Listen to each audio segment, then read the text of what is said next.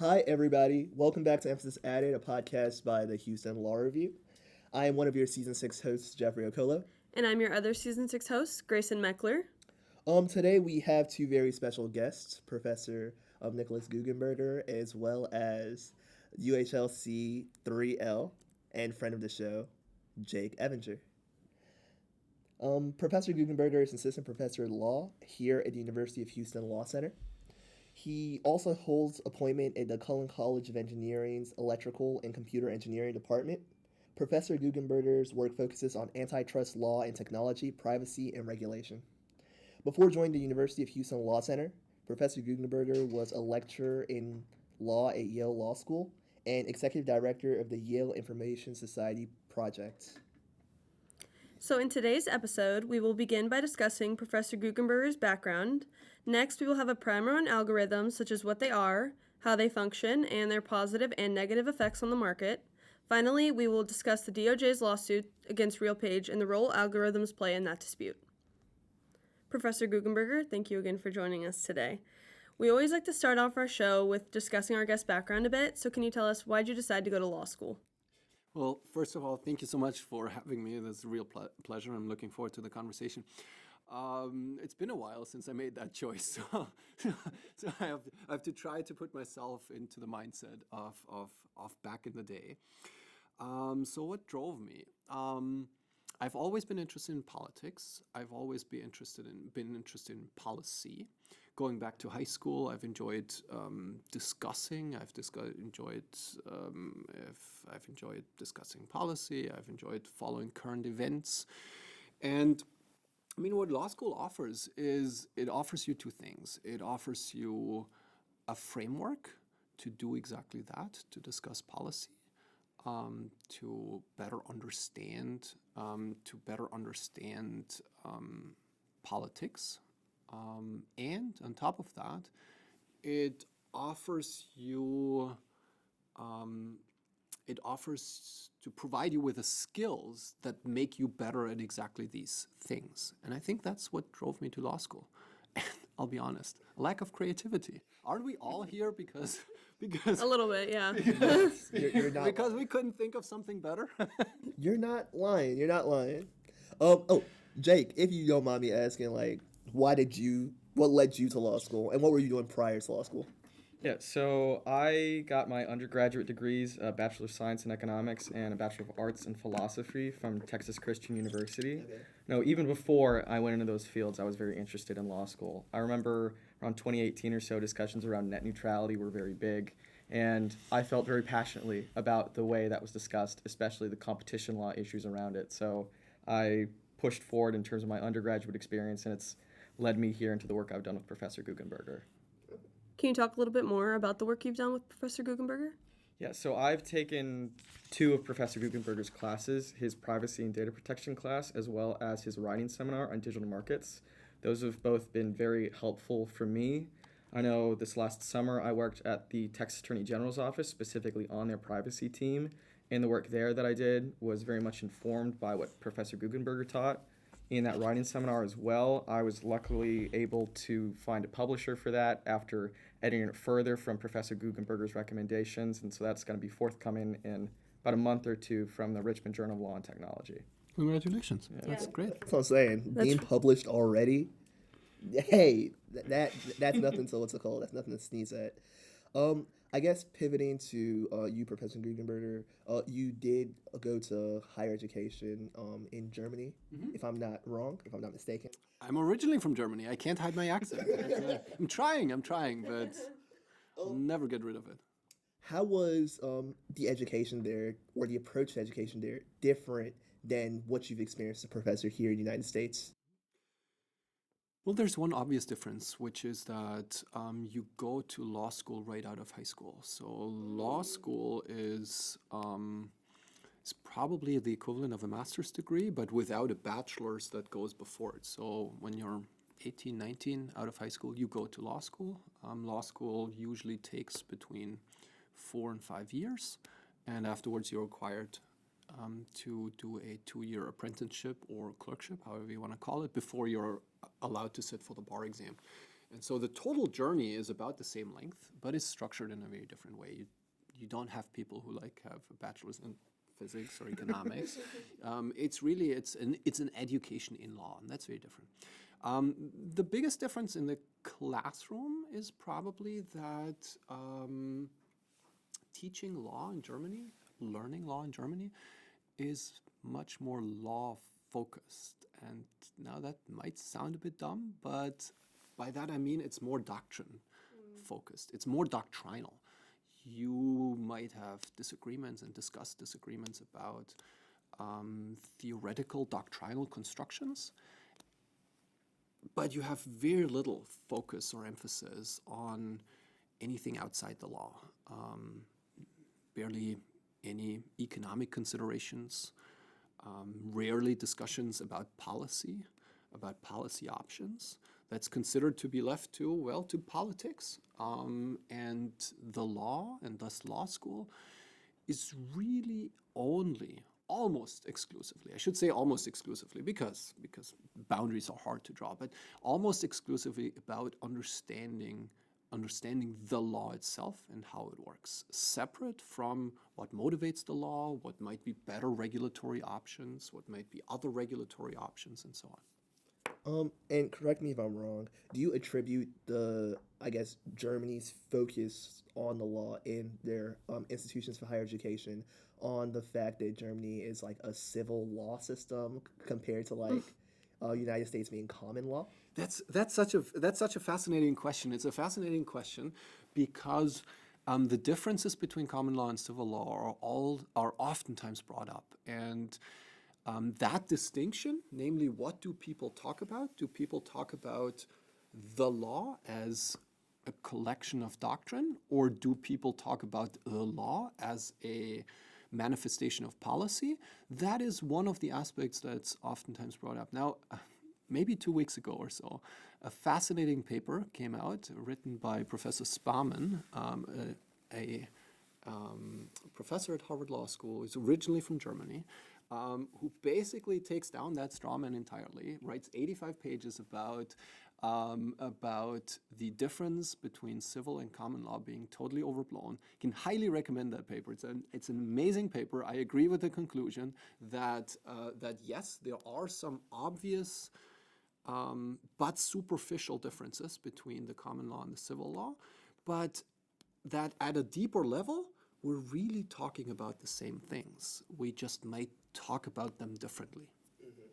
Interesting. Yeah, no, that definitely makes sense. I've always been of the mind that, and again, this is based on like two. Have you done comparative law? What motivated that question? I haven't done comparative law, but I was just thinking about it because with common law, I feel like when people are discussing kind of precedent and building on it, it creates a little more space for judges as well as, crafty advocates to kind of shape the law and frame the law how they see fit, which can touch on things like policy and politics even. While with civil law, I felt like it's a lot more rigid. Like the law is the law is the law, and it's not as flexible as common law. Well, I mean, since we're diving into that, it's fun. I'll go along. So it's really important. So quick response to that. So one, I think in common law jurisdictions, one totally underestimates how much of it is driven by statute. So I don't know, take contracts. The whole UCC is codified, right? The whole UCC is codified. If we look at constitutional law, I mean, there's a constitution, right? That's the text. Germany has a constitution and does similar things with that text. If you look at criminal law, I mean, that's codified. If you look at patents, we have a Patents Act. There's statutes, and you then apply these statutes, and of course have disagreement on how to apply these statutes. We have the Administrative Procedures Act. Those are all statutes, whether they're at the federal level or at the state level. So even in common law jurisdictions, statutory law is really what actually drives things. So that's one point. The other point is that in civil law countries, many of the statutes that then provide basic remedies, say tort law, are are very abstract, which means that what ultimately drives whether or not you have a tort claim in like an ordinary accident is not necessarily that lofty one sentence that the civil code contains, but is defined by how courts over decades, over centuries, have understood tort law. And so, yes, you have that one sentence that says you owe compensation if you intrude upon legally protected interests of another person's legally protected interests. I'm trying to trying to translate the meaning of the German statute. I probably don't recall it correctly. But if you have a lofty sentence like that, it doesn't necessarily help you much. What helps you is looking at how courts applied that over the years, over the decades, over the centuries. So even in Germany, courts have an increased role in interpreting the statute. Certainly, and maybe we don't even need to say increase. They have a role. They have a very prominent role. I guess that pivots to my next question. Since you did or you were enrolled in higher education in Germany, what brought you to the United States? So many things brought me to the United States. So one, growing up, the United States has been. We have visited the United States several times because we're family friends. I was an exchange student in high school in the Midwest, so I spent my junior year of high school first in a suburb of St. Paul, Minnesota, and then we moved to a very small town. By we, I mean my host family and I moved to a small town in Wisconsin, and so I spent my junior year of high school in the U.S. I came back for part of my legal apprenticeship. Did an internship here. I then studied in the U.S. for a year. I went to Stanford Law School, got an LLM degree. That was a one-year program. Went back to Europe, worked there for a total of 4 years or so, and then did a fellowship again in the United States for a year. Took over leadership of a law and tech center at Yale Law School. Did that for 3 years, and from there went on the U.S. teaching market. So I've been going back and forth for quite a bit now. And yeah, that was, I guess, my journey. That's how you're here. Okay. Yes. Nice. So turning a little bit to your research, what can you tell us and the listeners a little bit about your research? What do you focus on? Sure. My research focuses on, broadly speaking, the intersection of law and technology. And the areas of law that I'm most interested in, those are privacy, or data protection, antitrust or competition policy, to use a broader term, and regulation, generally speaking. By regulation, I mean regulating technology mostly. Why did you determine that would be your field of specialty? What drew you to that?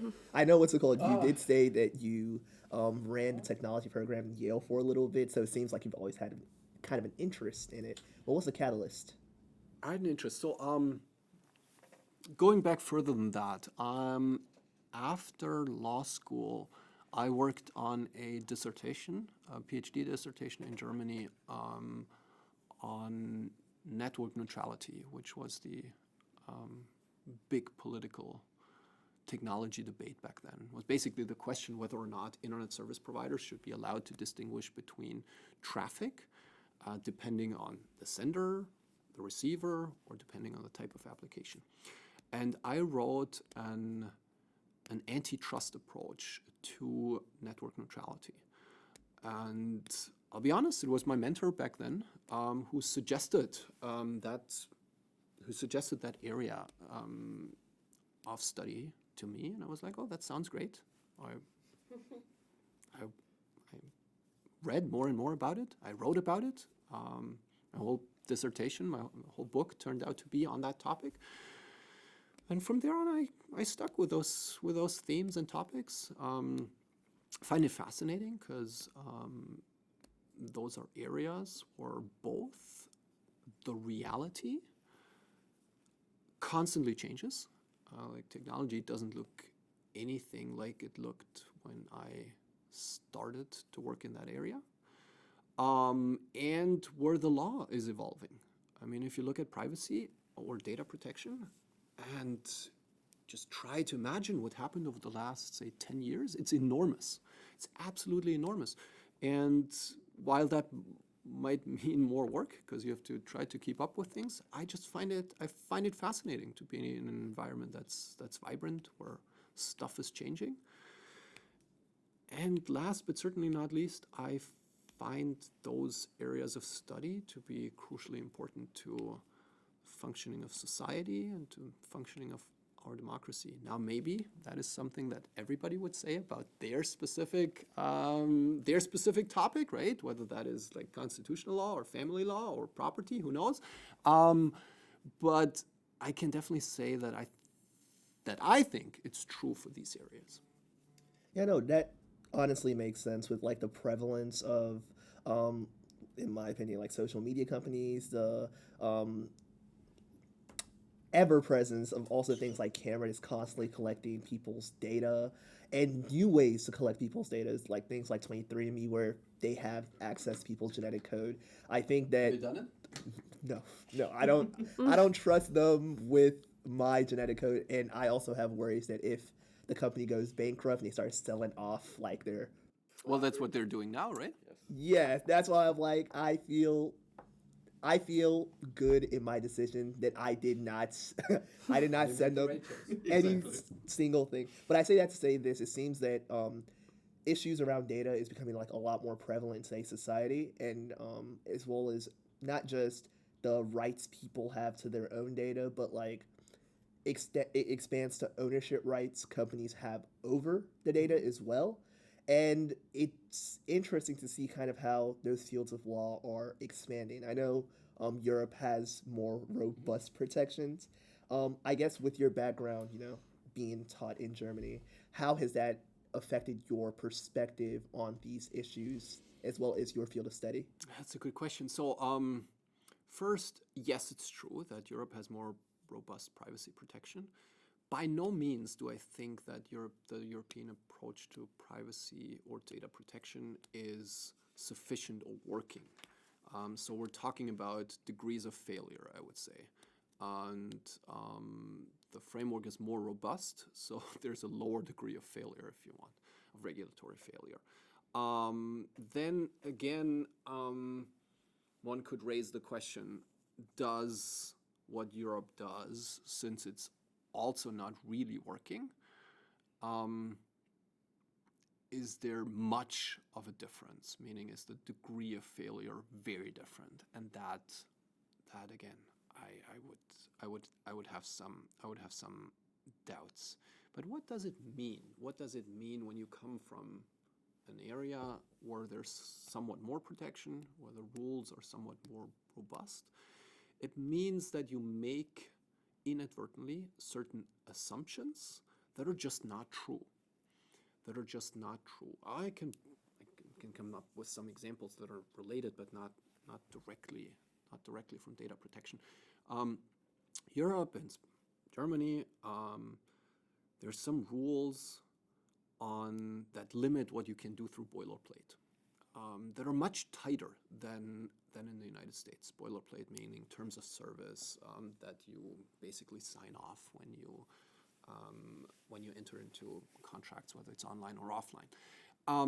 And then inadvertently, you sometimes make assumptions about a legal system that are sort of so ingrained in your thinking that you don't pause and question whether those protections are actually there, whether they're actually present. And you start talking and you start thinking, and all of a sudden you then realize that you tripped into that pitfall, that you made an assumption about something just being naturally present.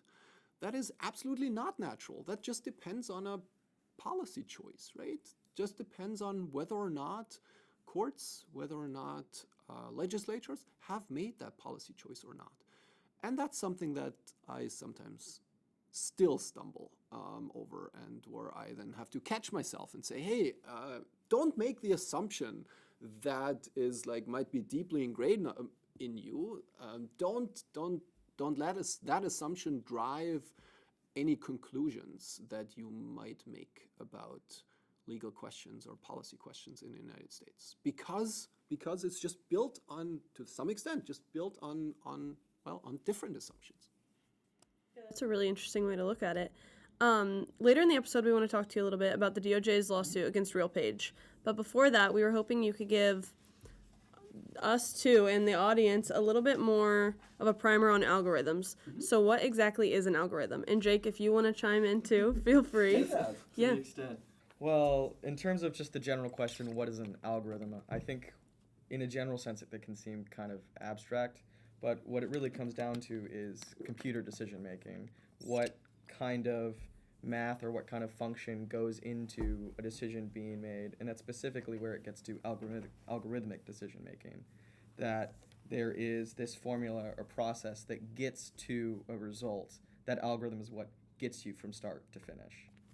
Would it be fair to paint algorithms as a tool in and of themselves to get the desired result that a human kind of sets, or is that too rudimentary?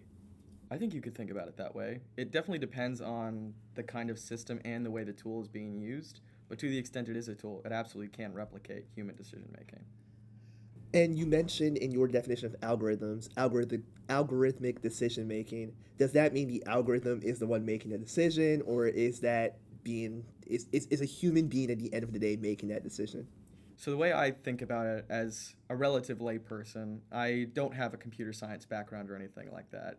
I know enough to say that the sense is there isn't a human on the other end reviewing that process. That's the big difference, I would say, between just an algorithm as a tool and algorithmic decision making generally, is that the idea is it's all automated, it's all that computer making that decision. Obviously there's human review, you see that on all sorts of digital platforms, but that's the long and short of it. There's not humans involved in the process where there might normally be.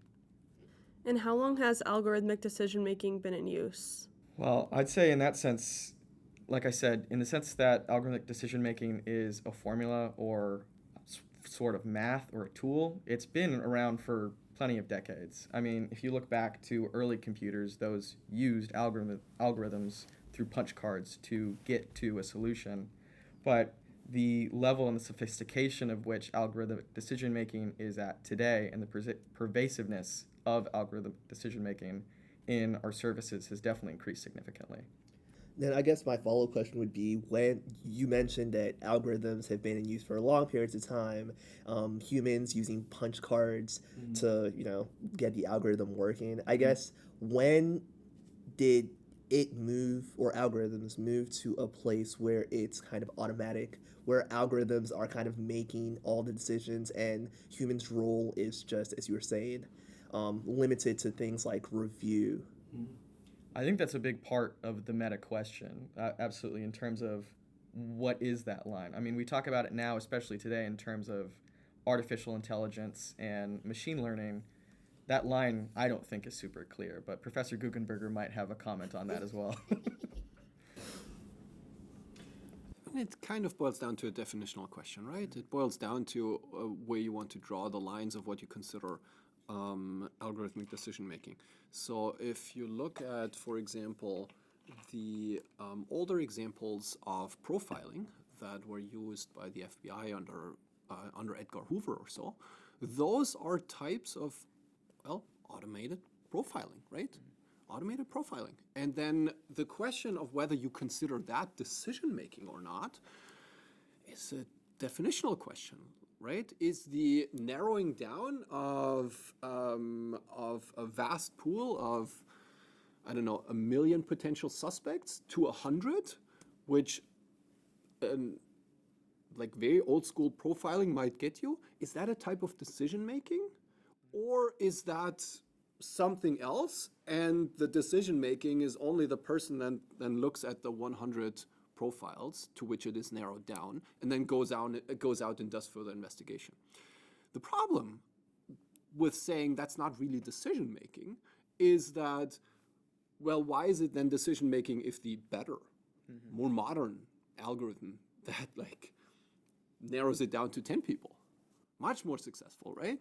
or that attributes quantitative probabilities of that person like being the actual person that we're looking for, or that incorporates much more complicated analysis than like that rudimentary, oh, we're going to match up like 5 criteria. Why should that be decision making? And that's very unclear. So I'm not 100% sure about one, whether we can find a real clear boundary, what decision making is and what's not. And 2, whether or not that would be, if we could do it, whether that would be very helpful to the conversation. I guess what's it called? Would it be fair to break down decision making, I guess, into 2 layers? One, using your example about like FBI profiling algorithms, how it narrows down a vast pool of people down to 100. I feel like there is a difference between it doing that based on criteria that have been set by human participants and it setting its own criteria to be able to narrow it down to the output the human wants. Again, a very good point. But again, the boundaries of that distinction or definition are not very clear. So what does it mean to set the criteria? Do I only set the criteria if I punch in, like the height of the subject is between X and Y? Or do I also input the criteria if I maybe set certain metrics that let the algorithm conclude that the height is between X and Y? Or do I even set the criteria if I'm the one who plugs the machine in and the rest is some vague, opaque inner working of an AI, of a neural network, right? Does that mean I set the criteria, or is now the machine setting the criteria? Again, I have no clue where we should draw the boundary. It's something that's oftentimes discussed when it comes to trying to allocate responsibility and liability for certain outcomes. But it's more or less an unresolvable question where exactly to draw the line. You'll just end up drawing the line somewhere, and you might draw a slightly different line than I do. I'll give you another example about instances where the line drawing between decision making and sort of narrowing down the pool of people, as either you or I called it, I don't remember, is very blurry. That's when it comes to advertising. So take decision making when it comes to providing a service or to, for example, providing housing. We traditionally have had robust, for example, anti-discrimination rules when it comes to housing specifically, but also when it comes to certain public services. Now, if you look at the step that is one step before the provision of the service, that's the advertising, right? So assume that the same discriminatory criteria are not used when it comes to the actual decision about housing or the provision of the service, but are used at the stage of the provision of the advertisement, right? Is that then already the decision that we're concerned about? Or is that not an actual decision? Because if we look at the impact might be exactly the same.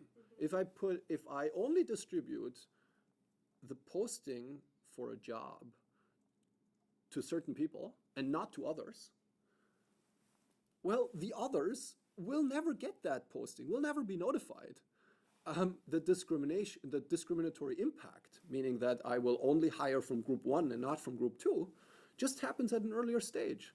And it now becomes a question of definition, whether you call this first step already sort of the relevant decision, or whether you say, well, the relevant decision is only the hiring, right? Impact might be exactly the same. Yeah, and I guess that's where that line drawing and determining where you draw the line as what it pertains to decision making is very, very important because it implicates things like how legislatures draft policies to, I guess, avoid adverse effects that they're trying to kind of curb. Um, are there specific markets or specific areas that are, I guess, more conducive to algorithms being used? Or can algorithms be broadly deployed in all manner of markets? There's certainly areas where it's most conducive. It's most conducive where you have lots of data. So the more data you have, the more you can do by or with the deployment of algorithm. That's the first point. The second point is areas where you want to achieve scale and where scale can actually be achieved are areas where algorithms are most helpful. Modern algorithms, their main advantage is to make data analysis and ultimately decisions much cheaper, much more accessible. And so only areas where where that is the goal are areas where that is the goal and where that is possible are areas where that are most prone to be automated via algorithms. Where you have concerns about scale, where you might not want scale, I don't know, Supreme Court decisions. Do we really want to automate everything? I'm not taking a position. I'm just saying. Is that something that one would really want? Do you want more scale at the level of the Supreme Court? I don't know. Right? Would that be good? Would that be bad? Would that whatever? Right? Let's just, for the sake of the argument, assume that you don't need infinite scale at that level, or don't want infinite scale at that level. Well, then that's maybe an area where algorithms can't be that helpful after all. I guess in situations where you don't want scale, can algorithms still be beneficial for their predictive capabilities? Yes, and especially for analytic purposes, right? Like even if you don't want scale at the decision level, or don't think we should have scale or can have scale, yes, of course you can scale the data analysis that goes into these decisions and hopefully make decisions better. So now that we have a little bit more of a background on algorithms and algorithmic decision making, we want to turn to the DOJ's lawsuit against RealPage. Can you tell us a little bit about why the DOJ is bringing this suit? So the DOJ is bringing this suit because they think that the use of RealPage's algorithm has driven up rents. That is the bottom line. The DOJ thinks that RealPage's distribution of its algorithm has enabled the owners of large apartment buildings to coordinate, and by coordinating, to collectively charge higher prices in a way that only a monopoly could do that. So absent this algorithm, the argument goes, all these apartment buildings would compete freely in the market. They would have certain information that's only accessible to them, and they would aim to have a very high occupancy rate. To get that high occupancy rate, they might lower their prices to a level that allows them to have a rather high occupancy rate. What's happening, according to the DOJ, according also, I should say, to private plaintiffs who have filed class action lawsuits, I think that's going on in Tennessee, right? What the algorithm has enabled, it has enabled coordination among the owners of apartment buildings. Now that, according to the DOJ, leads to higher overall price levels, while accepting lower occupancy rates. How much exactly? Well, we'll need to see. They'll need to bring evidence, and RealPage will probably try to refute that evidence. But according to DOJ, according to state enforcers that had already been active before the feds became active, it's quite substantial. It might be in the double digits as a percentage of rent. That'd be enormous. That'd be absolutely enormous. Yeah, now that seems like it has a very, very large impact on our on like the rental market, just generally speaking.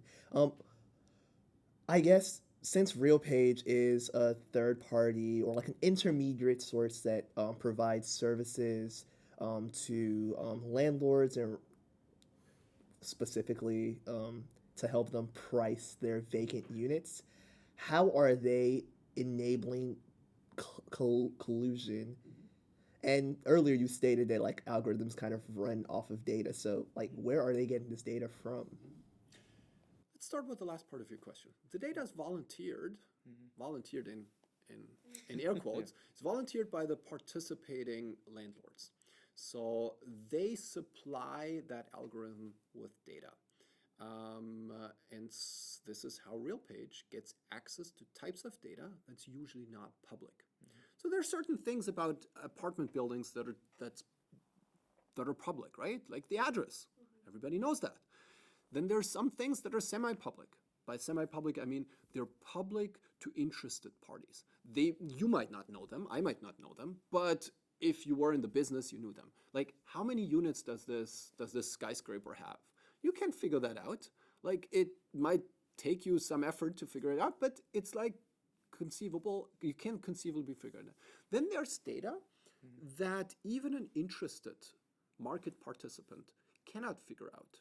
That relates to the details of occupancy. That relates to, for example, the exact expiration of existing leases. That is usually private information. Can you approximate it? Maybe, right? Like you can, for example, check the websites. You can see when an apartment is available, as of what date. But does that really tell you that they might not have more apartments in the backhand that they're not advertising? It doesn't, right? So you don't get a full picture. Now, that is different for RealPage's algorithm because here now you have these operators of apartment buildings that actively share all that type of data that's usually not public. So that's the first point. It allows data sharing among market participants that is usually not happening. And it is only data sharing then among the other operators of apartment buildings that also have bought into RealPage's algorithm. Okay, that's the first part. The second part is now, what does the algorithm do? Now, what's the service it provides? Well, as the company promises, it makes suggestions about a profit maximizing rent that you could be charging. Now, let's start with something that'd be totally unproblematic. Let's say you're a real estate consultant. You go around, you knock on the doors of like big apartment complexes, and you say, "Hey, I'm an expert. I can give you some advice on how you should structure your prices. And what do I promise? I promise that I will get up your profits." Like, there's nothing to say. We see that all the time. That's what consultants do. Maybe not primarily to owners of apartment buildings, but that's what they do to companies all across the globe. They provide their services, how they can cut costs, how they can increase profits, and so on. The problem here is that the algorithm now does that for a high percentage or a significant percentage of operators of apartment buildings. Meaning they now give all of those participants advice. So what does that mean? Well, if they give all of them advice, the advice might differ. The advice now is no longer, this is how you, acting independently, increase your profits.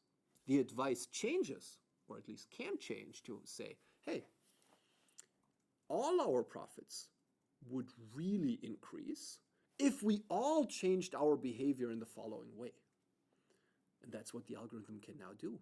So instead of giving an individual party advice on how only they can increase their profits, it gives advice to a sizable, significant percentage of the overall market and say, hey, if we all act together in a following way, then we can all increase prices. And what is that? That's a cartel, right? That's a cartel, just by a different name. The representatives of the enforcers oftentimes say, collusion is collusion even if it's done through an algorithm. And that's completely true. Like build an analogy, and you have a couple bakeries that compete in the marketplace, say 5 bakeries. And you have now a consultant who goes to a bakery and says, I can tell you how to increase your profits. Again, no problem. Now, what if that consultant goes to all bakeries, says, hey, wouldn't it be great if you share all your information with me? And if I then come up with a pricing plan for all of you that will ensure that you all make higher profits. What's that pricing plan going to look like?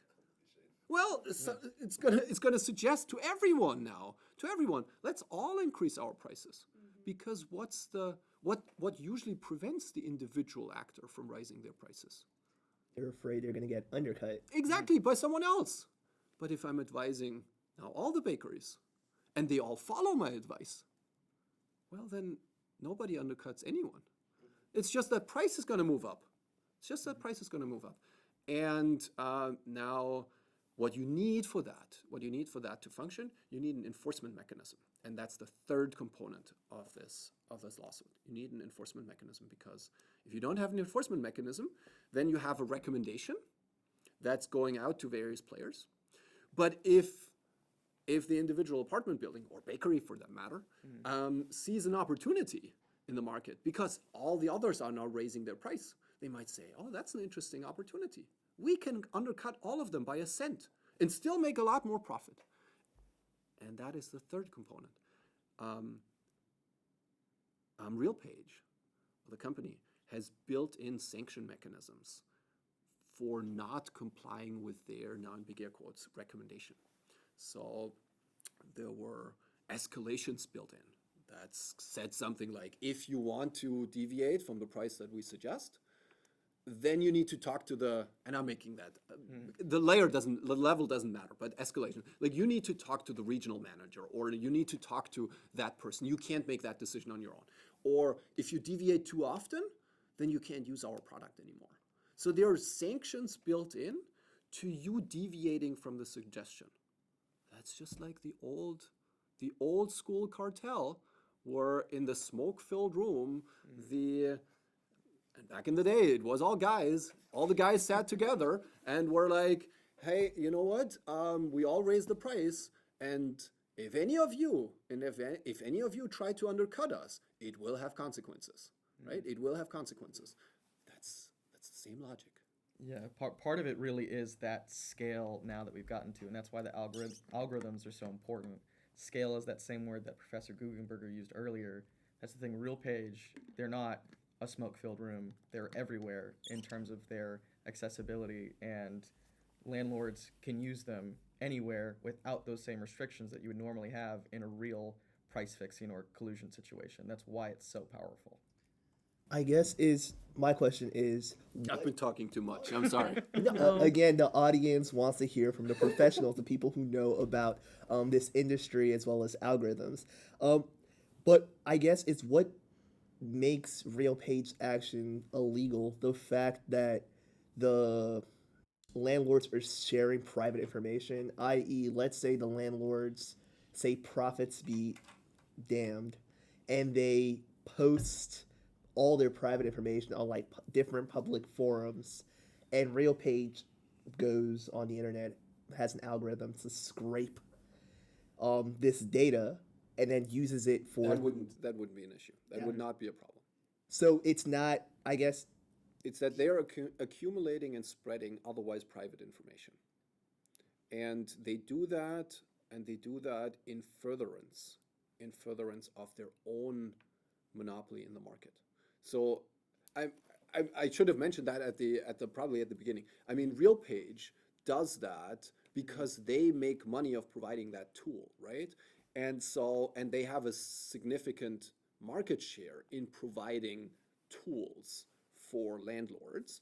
And they do all that, not because they have a direct interest in apartment owners making more money.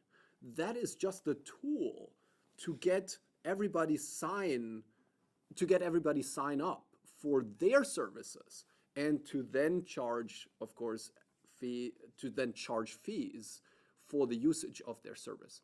And ultimately, this whole thing, this whole recommendation system, this whole sanction system, that serves the purpose of entrenching RealPage's own position in the market, and to ultimately, of course, generate profits for RealPage. So what types of remedies are available to the DOJ? The range and scope of remedies in antitrust is incredibly broad, always is incredibly broad. So the sort of most direct remedy or reaction to an antitrust violation is just to say, I want an injunction, which means I want you to stop doing certain things that you're doing. And that could be certain business practices. That's the sort of lowest tier remedy. It is to say, hey, you're sharing certain types of data, you have included certain types of sanctions against people who want to not follow your recommended price. Stop doing that, and maybe 3 or 10 other things, right? Stop doing that. That's the lowest tier remedy.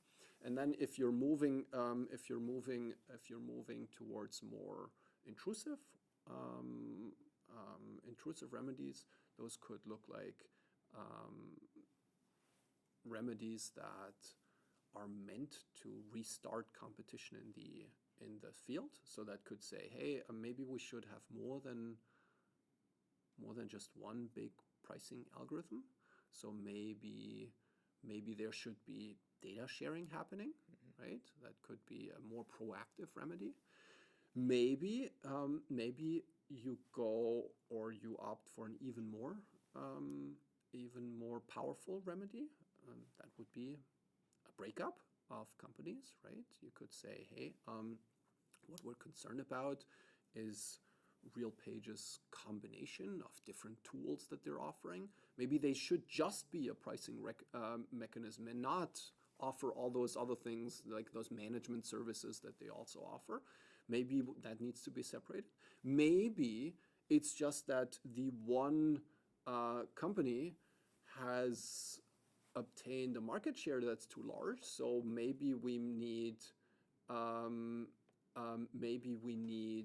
more than one pricing mechanism. So you could say we should break that up in a way that they in each area only have, 20% market share and not whatever it is right now.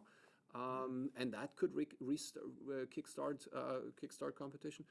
There's endless imagination, really. There's endless imagination. Do you think, going on specifically about sort of taking that algorithmic price process separate from all those management tools, do you think there's a way that can become more democratic so that those same issues of imperfect competition or imperfect information can be used in a maybe more safe way?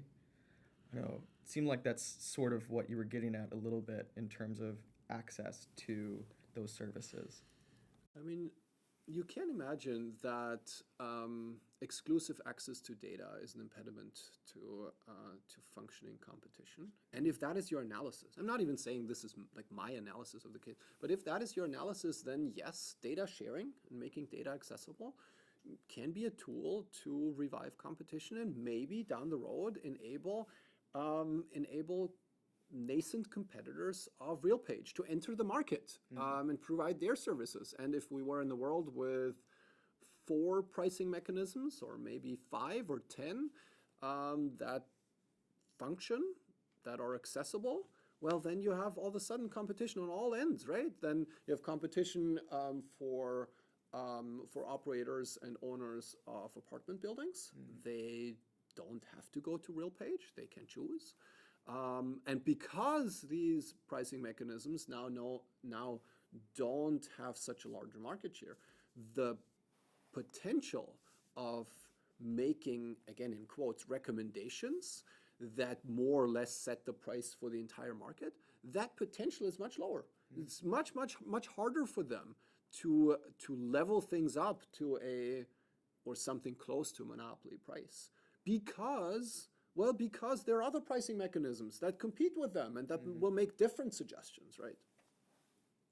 I guess it seems like the remedies DOJ is primarily going for is to restore a competitive environment in the space RealPage takes up, which is providing these pricing services to landlords. And I guess my question is, could DOJ's remedies, or just broadly speaking, remedies focused on more output focused standards?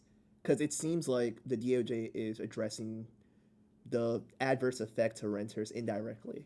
So rather than saying, hey, let's mitigate these adverse effects to renters, i.e., lower occupancy rates and higher prices for renters, and we're going to mitigate that by creating a competitive market, can they focus their remedies to just, hey, increase your occupancy rates and That's a good point. lower your prices? It kind of depends on who you refer to when you say they. DOJ can't, because DOJ can bring an antitrust lawsuit, right, or do nothing. If by they you mean the government, the federal government, yes, they could take other measures that either replace these measures or ideally are complementary. So, I mean, for the first time in, I guess, decades or so, you have presidential candidates now talking about increasing the housing supply. Increasing the housing supply is something that you can do to drive down rents, to increase competition among apartment providers.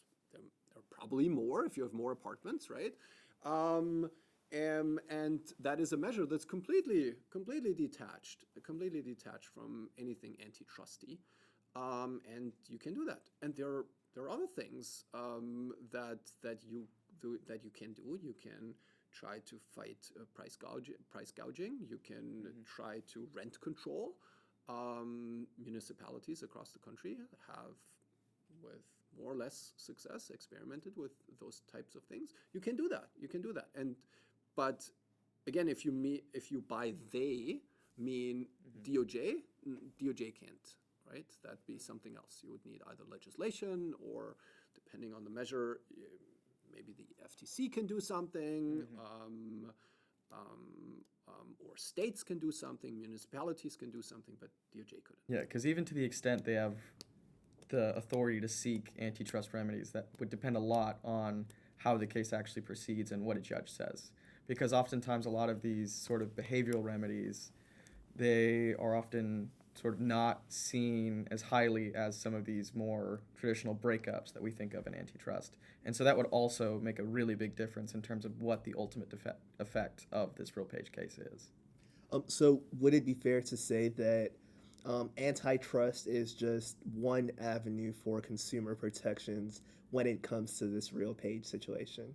Yes, certainly. Absolutely. And I think it's a necessary one. It's an important one. But it certainly shouldn't be the only one. Like, if you saw in, where was it? Was it in the Phoenix area or so? Fact check me on that, please. They included some estimates on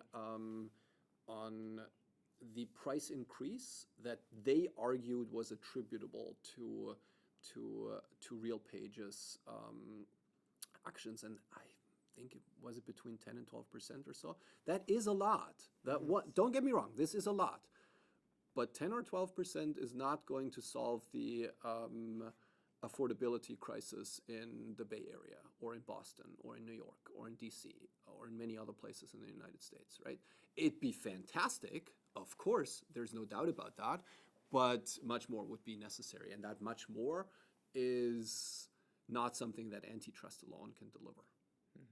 Yeah, the price constraints that we see with RealPage's use of services is only one thing relative to the additional supply constraints, like Professor Guggenberger already said. Like, that's really the underlying issue here. There's not enough homes, and so that's why these landlords and real estate owners can price them so highly because the demand's so high, but there's not a lot of options for consumers. That makes sense. Yeah. No, this has been such a great conversation, so enlightening. And I think I learned a little bit more about algorithmic decision making, so thank y'all. As well as the housing market broadly speaking. Yeah, thank y'all so much for taking time out of y'all today to, not only teach us, but teach our audience as well. Well, thank you so much for having me. I really appreciate it. And yes, can echo that. It was a very cool, interesting conversation. Absolutely. Thank you all very much.